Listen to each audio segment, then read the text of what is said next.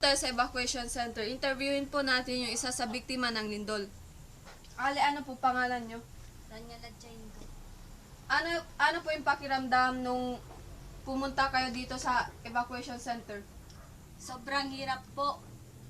Minsan po nagkakasakit ng mga... Yung mga anak nyo, hindi po ba sila nagkakasakit?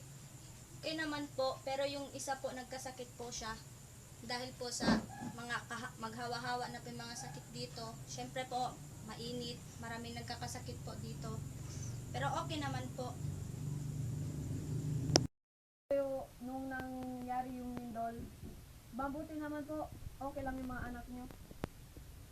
Opo. Sa awa po ng Diyos, wala pong nasaktan sa mga anak ko po. Po, Ale, ano po yung kailangan nyo na pinaka-importante para sa pamilya nyo? Mga bata. Kasi po marami pong mga bata na nagkakasakit ngayon. Siyempre po, kailangan nila ng mga gamot.